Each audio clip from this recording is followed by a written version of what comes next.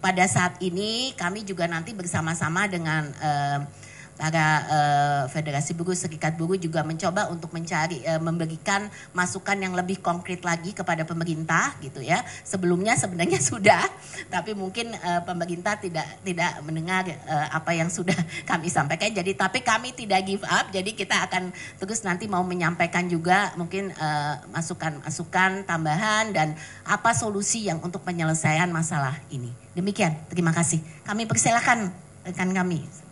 Terima kasih Bu Sinta. Silakan untuk Bu Eli untuk waktunya, silakan. Baik, selamat pagi. Assalamualaikum warahmatullahi wabarakatuh.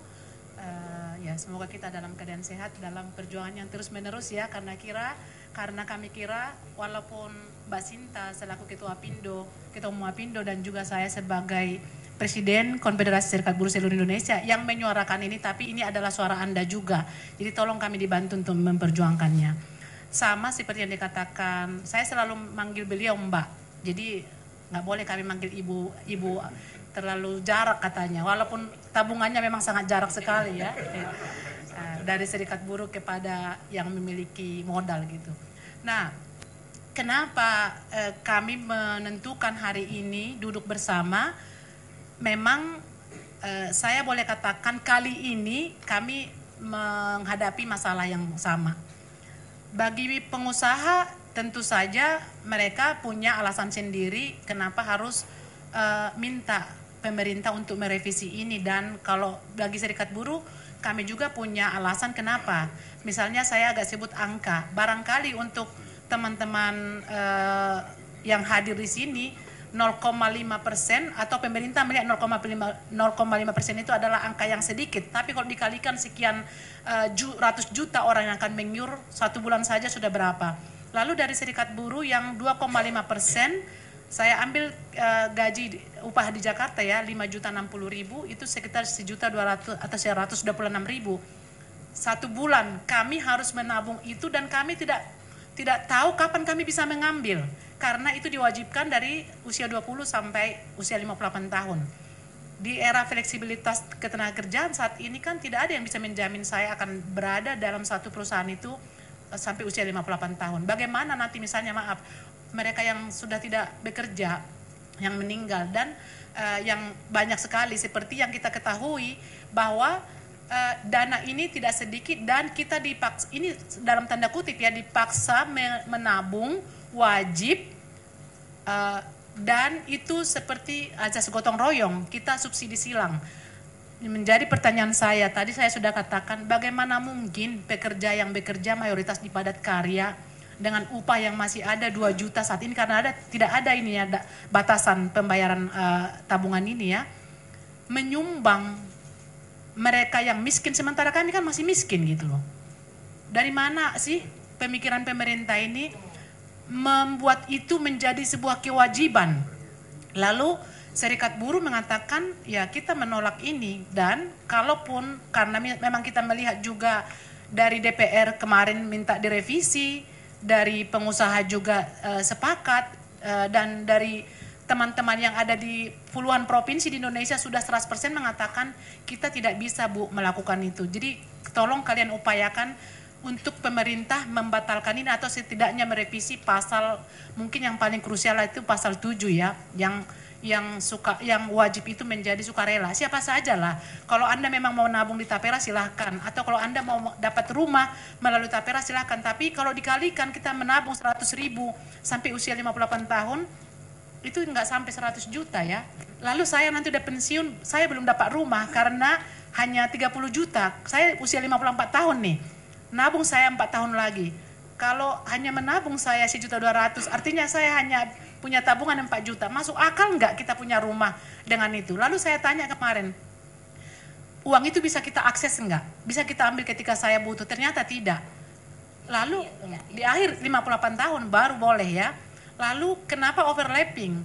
Di BPJS itu sudah ada manfaat layanan tambahan yang ada masuk di program JHT. Dananya itu sekarang ada 160 triliun loh. Dan ada dana yang tidak bertuan 8 triliun. Kenapa itu tidak dimaksimalkan saja? memang niat pemerintah kita tahu bahwa ini adalah kebaikan untuk masyarakat supaya seluruh rakyat Indonesia punya rumah. Tapi jangan dipaksa dong, miskin-miskin begini kita udah punya rumah walaupun nyicil kan. Masa saya harus kredit lagi dan nabung? Saya punya niat menolong orang yang berkekurangan, tapi jangan dibebankan pemerintah kepada mereka-mereka yang tidak mampu untuk subsidi silang.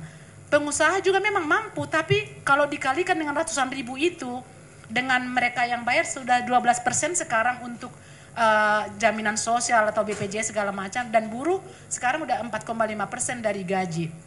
Ini yang sekarang menjadi polemik, dan saya mengatakan semua anggota kita yang ada di 24 provinsi mengatakan bahwa kami akan menolak iuran itu, menolak tabungan itu.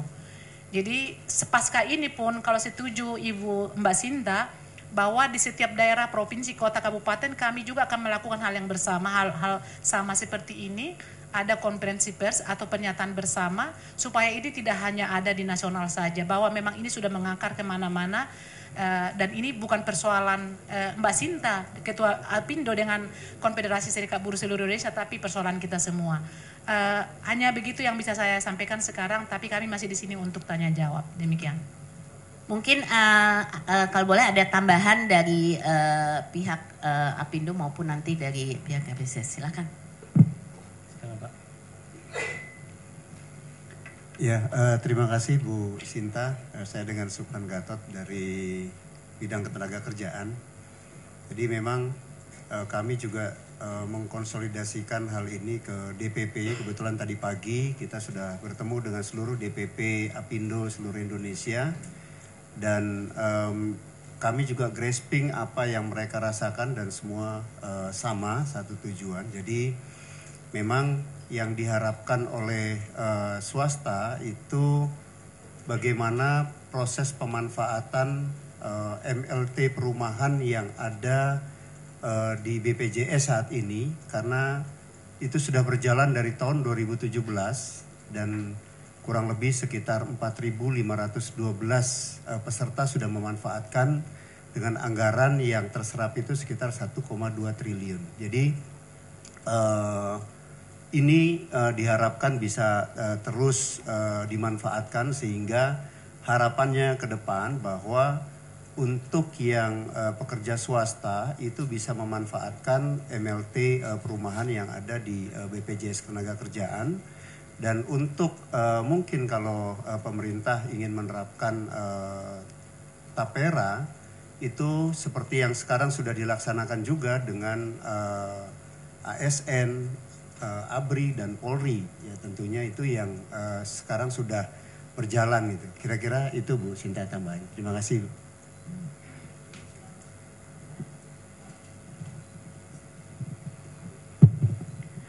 Ya. Terima kasih teman-teman media yang sudah hadir dan yang kami hormati Ibu Sinta sebagai Ketua Apindo dan teman-teman yang ada di sini dan juga Presiden KSBC dan seluruh tim dari Apindo Media dan KSBC pada siang hari ini. Nah, isu tapera ini sudah sangat kencang sekali memang ya, seminggu 2 minggu terakhir ini. Tapi ini memang tidak bisa dihindarkan karena ini sudah menjadi programnya pemerintah seperti yang sudah disampaikan lewat DPR seperti itu. Nah, cuman memang yang menjadi pertanyaan, DPR mengeluarkan mensahkan aturan ini minggu lalu kalau nggak salah. Nah, siapa yang meminta? Adakah rakyat yang meminta? Tidak ada dong.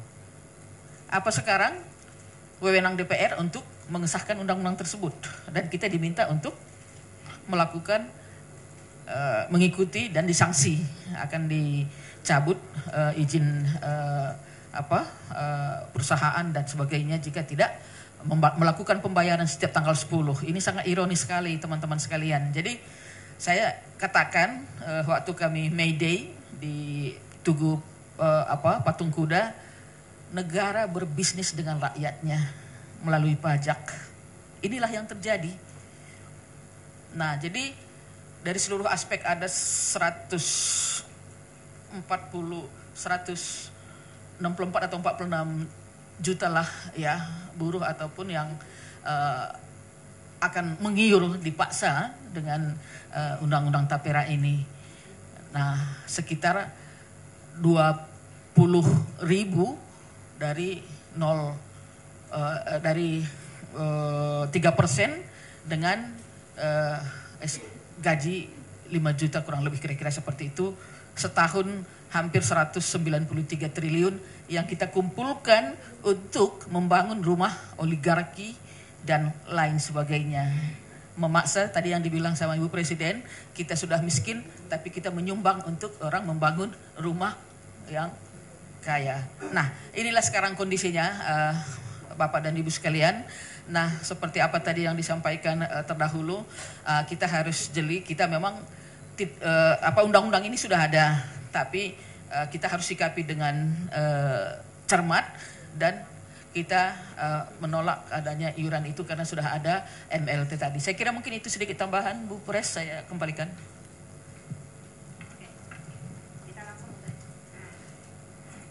Terima kasih untuk pernyataannya. Baik teman-teman, saat ini kita melanjut ke sesi tanya jawab. Untuk sementara kita buka 3 dulu ya. Oke, Mas tuh 2, ada satu lagi 3. Oke, baik. Mic-nya boleh.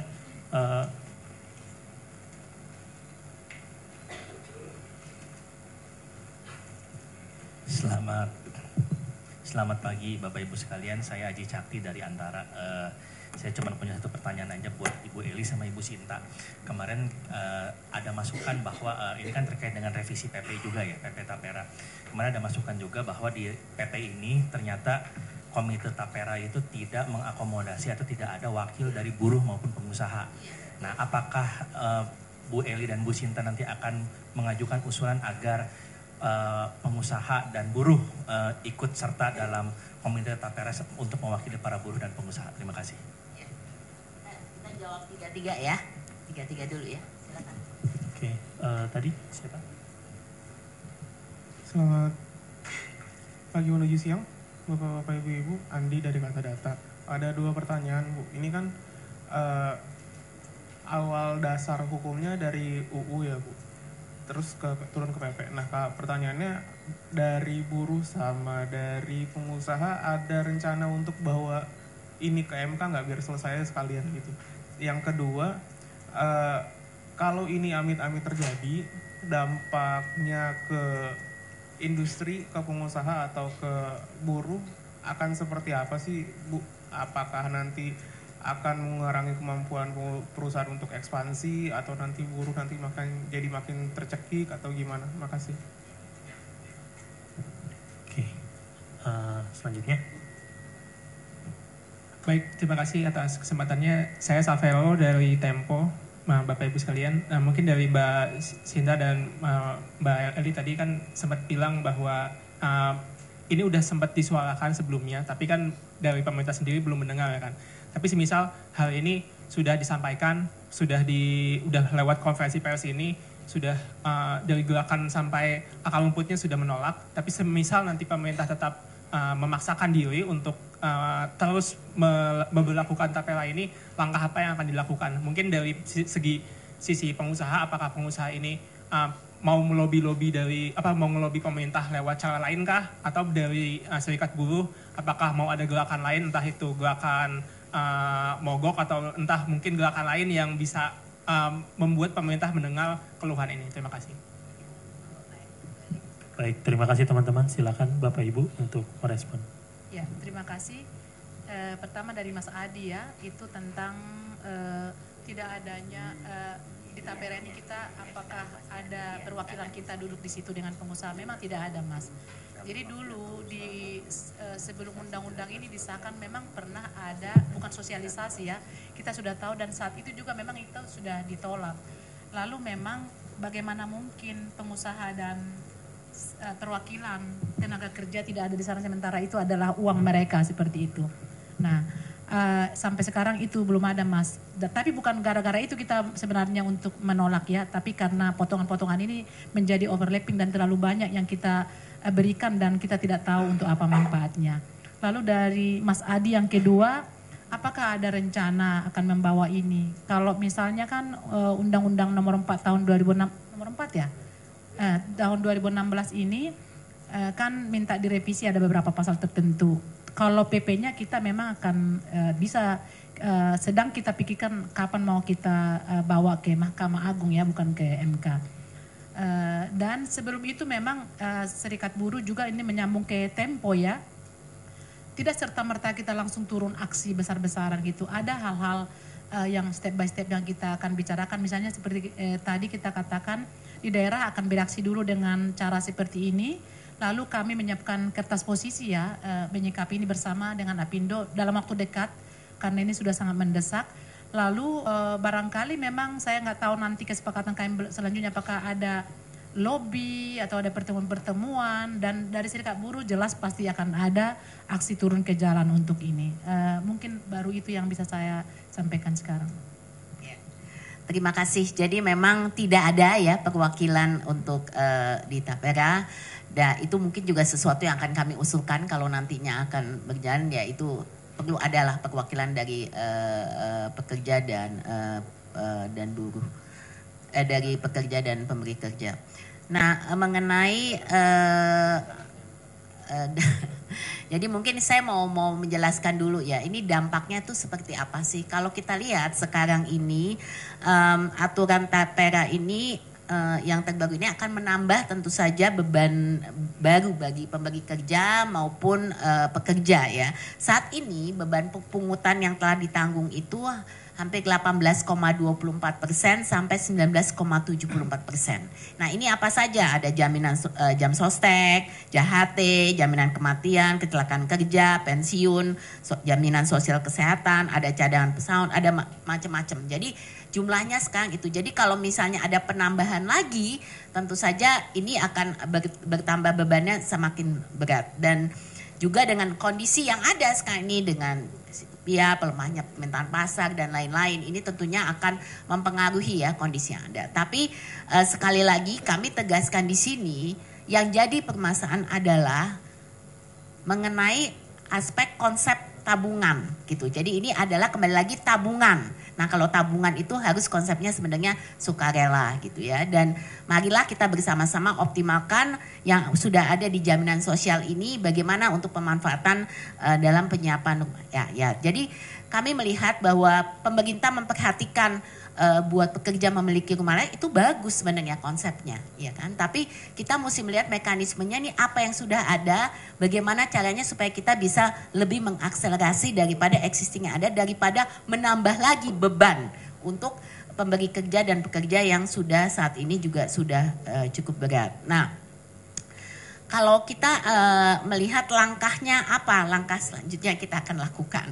Jadi memang judicial review kalau memang harus dibutuhkan, harus dilakukan ya mungkin kita akan harus ke arah situ gitu ya. Tapi pada saat ini yang kita mau bersama-sama, dan kenapa ini kita gabung, maksudnya kita sudah banyak bicara ke media juga sendiri. Kenapa kita sama? Karena kami merasa perlu ada satu posisi bersama untuk masukan kepada pemerintah. Karena kadang-kadang pemerintah juga bingung dengan berbagai kepentingan ya. Dalam saat ini kepentingan kita semua sama gitu. Jadi inilah nanti kami jelas akan masuk memberikan lebih rinci lagi, walaupun sebelumnya sudah kami berikan mengenai apa saja yang sebaiknya dilakukan, dan yang pasti tadi konsep antara pemaksaan dan sukarela ini penting gitu loh, bahwa kalau sukarela ya monggo gitu loh kalau ini, tapi yang jelas ini tidak bisa dipaksakan, dan inilah saya rasa posisinya. Jadi nanti tentu saja kita ada steps yang akan kita ambil, tapi yang jelas kita mau ini mengajak semua pemangku kepentingan terkait ya untuk supaya kita bisa bersama-sama menyelesaikan masalah ini. Pada akhirnya kami harap pemerintah mendengar karena ini juga menyangkut banyak sekali kehidupan masyarakat ya. Jadi saya yakin pemerintah juga punya satu niatan itu juga mau bahwa niatan itu bisa dilaksanakan gitu. Kalau nanti akhirnya nggak bisa jalan mau buat apa juga gitu kan. Nah ini kita kembali lagi kepada visi awalnya. Demikian, terima kasih. Baik, terima kasih Ibu. Untuk sesi kedua, aku buka 3 lagi ya. 1, 2, 3. Baik, silakan. Selamat pagi Bu. Saya Dova, Bloomberg Technos. Kan kemarin Bu Sinta di acara Bursa Efek udah katanya menyurati Pak Jokowi ya Bu. Itu kelanjutannya dari surat itu gimana? Apakah udah ada balasannya Bu? Sama mau bertanya juga ke Bu Eli Rosinta. Tadi pertanyaan soal dampak ke pekerja kalau tapera ini dilakukan belum dijawab. Mungkin bisa dijawab. Terima kasih. Perkenalkan Bu, saya Debrinata dari Trenasia. Sebenarnya mau sedikit mundur dikit ya Bu. Mau tanya keterlibatan Apindo sejauh ini tuh dalam perumusan PP ini tuh sejauh apa sih Bu? Apakah kayak diajak ngobrol kah misalnya sama pemerintah sebelum PP ini keluar atau gimana untuk sisi pengusaha? Terus kalaupun misalnya ini tapera dilaksanakan ya, kira-kira ada nggak sih Bu sektor yang diuntungkan dari hal ini gitu? Terus sektor apa aja gitu? Kalau memang tujuannya untuk kurangi backlog, apakah pengembangan swasta nantinya turut dalam tapera itu akan bagus atau justru cuman BUMN aja udah cukup gitu? Terima kasih Bu.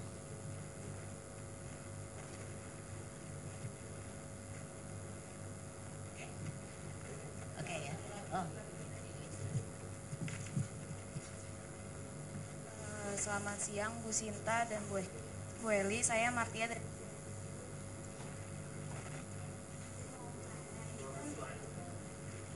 Halo.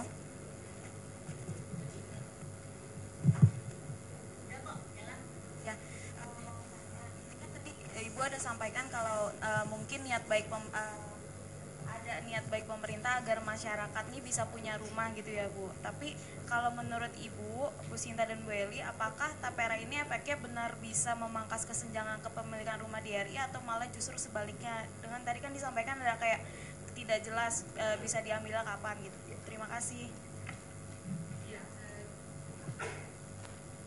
Terima kasih Mbak Dova ya. Yang pertama tentang dampak ke pekerja ya.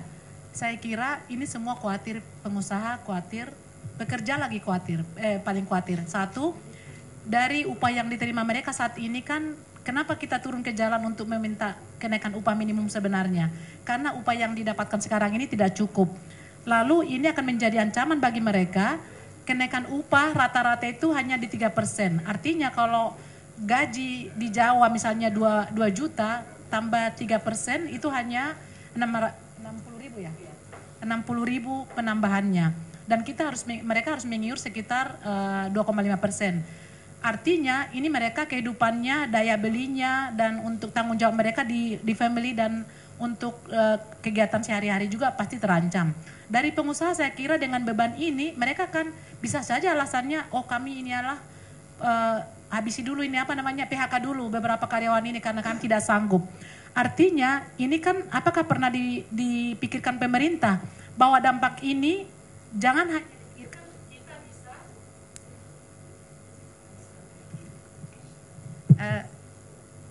ini mudah diambil dari upah bulanan dan wajib, itu mungkin bagi pemerintah sangat sederhana, tapi bagi buruh yang mayoritas bekerja di padat karya ini sangat mengganggu sekali.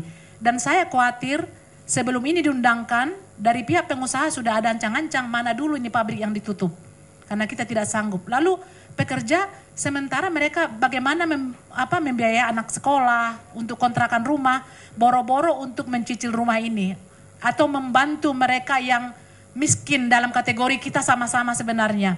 Jadi ini adalah ancaman. Lalu kepada serikat pekerja dengan berkurangnya nanti tenaga kerja yang bekerja, otomatis kami juga berkurang anggota dong. Karena anggota kami itu adalah orang yang masih bekerja karena mereka juga membayar iuran ke organisasi. Nah, ada iuran ke organisasi, ada juga iuran ke BPJS dan nanti iuran yang dipaksa dalam tanda kutip untuk tapera ini. Itu dampak untuk tenaga kerja. Lalu untuk Mbak Dina, ya, tentang keterlibatan. Kalau kita mungkin pernah terlibat, kita pasti tidak sekeras ini berstatement atau meminta ada revisi atau menolak.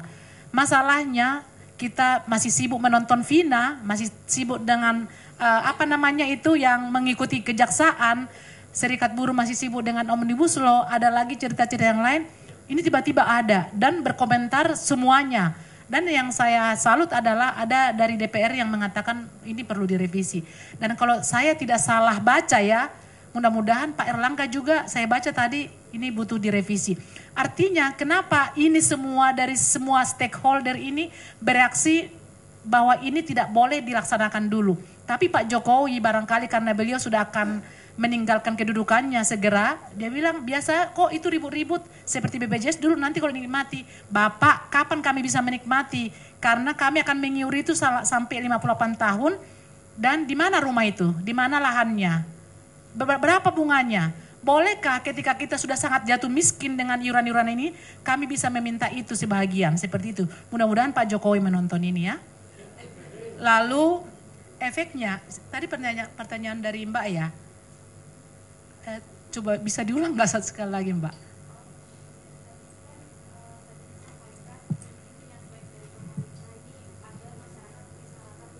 Iya. Apakah ini akan efek dari tapera ini tuh apakah benar akan seperti itu atau ya. Sebenarnya efeknya bermanfaat kalau memang langsung bisa diakses oleh mereka yang membutuhkan. Tapi coba nanti teman-teman membaca undang-undangnya dan peraturannya bahwa itu tidak ada batas. Anda itu mengiur kalau upah Anda itu berapa. Lalu kapan, berapa tahun kamu mengiur dan berapa tahun kemudian kamu bisa dapat rumah, tidak. Artinya teman-teman jurnalis di sini, kamu ini membayar juga kamu. Dan kamu belum tentu kamu dapat rumah. Kamu membantu orang-orang yang miskinnya sama dengan kami gitu. Nah, apakah Anda setuju dengan itu? Jadi nanti tulisannya jelas bahwa jurnalis itu juga membantu kami lah untuk menolak ini. Karena kami nggak mau dipotong upah kami. Walaupun 100.000 ya. Ini clear dari Serikat Buruh. Saat ini kami tidak ingin bahwa kami dipaksa menabung dan tabungan itu kami tidak bisa untuk ambil untuk membeli beras atau menyekolahkan anak. Itu dulu dari kami.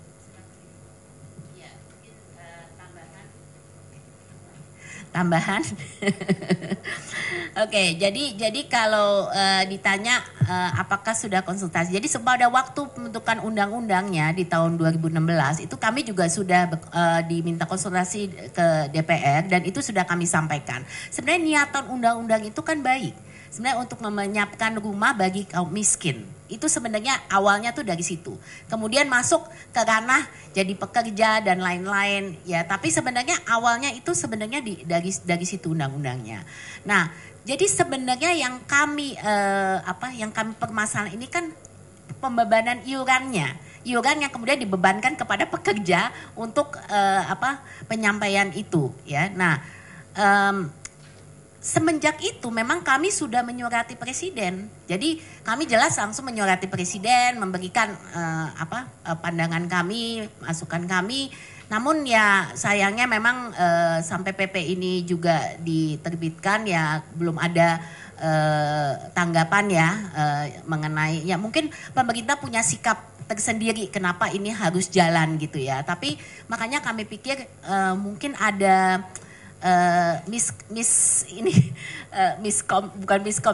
perlu klarifikasi lah gitu loh sebenarnya karena kita juga pingin supaya pada akhirnya visi untuk masyarakat miskin dapat rumah itu bagus gitu. Jadi ini yang kami di sini perlu memberikan masukan kepada pemerintah lebih jauh ya kenapa ini juga tidak bisa diimplementasikan seperti ini dengan pembebanan iuran yang ada. Nah, Kalau harapan kami sebenarnya ini sudah kami sampaikan selalu sebelum aturan itu keluar memang perlu konsultasi yang lebih dalam gitu. Karena jadi nggak seperti ini gitu ya. Jadi kita makanya semua tuh aturan tuh perlu ada dianalisa namanya regulation impact assessment. Ada asas.